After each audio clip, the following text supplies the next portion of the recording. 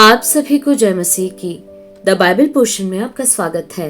हमारा आज का वचन है पहला राजाओं की पुस्तक पहला अध्याय वचन 11 से 31।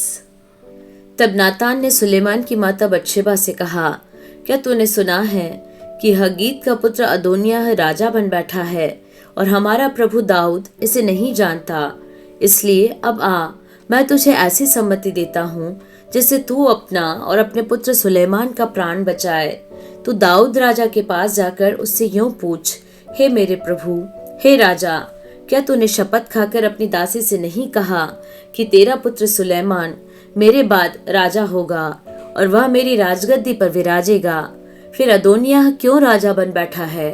और जब तू वहां राजा से ऐसी बातें करती रहेगी, तब मैं तेरे पीछे आकर तेरी बातों की पुष्टि करूंगा।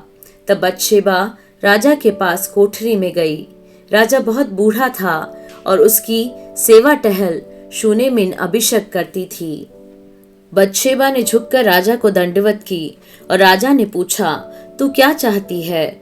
उसने उत्तर दिया, हे मेरे प्रभु, तूने तो अपने परमेश्वर यहोवा की शपथ खाकर अपनी दासी से कहा था, तेरा पुत्र सुलेमान मेरे बाद राजा होगा और वह मेरी गद्दी पर विराजेगा।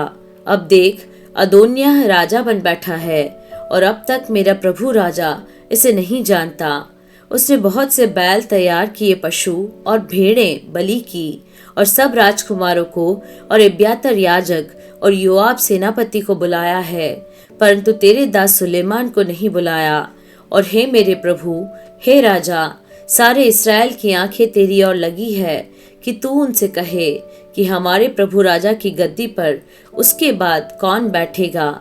नहीं तो जब हमारा प्रभु राजा अपने पुरखाओं के संग सोएगा, तब मैं और मेरा पुत्र सुलेमान दोनों अपराधी गिने जाएंगे।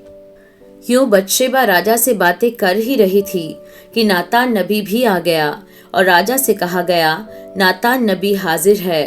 तब वह राजा के सम्मुख आया और मुंह के बल गिरकर राजा को दंडवत की।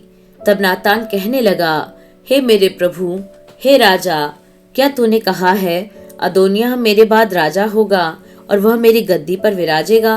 देख, उसने आज नीचे जाकर बहुत से बैल तैयार किए हुए पशु और भेड़ें बलि की हैं और सब राजकुमारों और सेनापतियों को और एब्यातार याजक को भी बुला लिया है, और वे उसके सम्मुख खाते पीते हुए कह रहे हैं, अदोनिय्याह राजा जीवित रहे। परंतु मुझ तेरे दास को और सादोक याजक और यहोयादा के पुत्र बनाया है और तेरे दास सुलेमान को उसने नहीं बुलाया। क्या यह मेरे प्रभु राजा की ओर से हुआ? तूने तो अपने दास को यह नहीं जताया है कि प्रभु राजा की गद्दी पर कौन उसके बाद विराजेगा। दाऊद राजा ने कहा, बतशेबा को मेरे पास बुला लाओ। तब वह राजा के पास आकर उसके सामने खड़ी हुई। राजा ने शपथ खाकर कहा, यहोवा जो मेरा प्राण सब जोखिमों से बचाता आया है, उसके जीवन की शपथ, जैसा मैंने तुझसे इस्राएल के परमेश्वर यहोवा की शपथ खाकर कहा था, तेरा पुत्र सुलेमान मेरे बाद राजा होगा और वह मेरे बदले मेरी गद्दी पर विराजेगा, वैसा ही मैं निश्चय आज के दिन करूंगा। तब बतशेबा ने भूमि पर मुंह के बल गिर राजा को दंडवत करके कहा, मेरा प्रभु राजा दाऊद सदा तक जीवित रहे।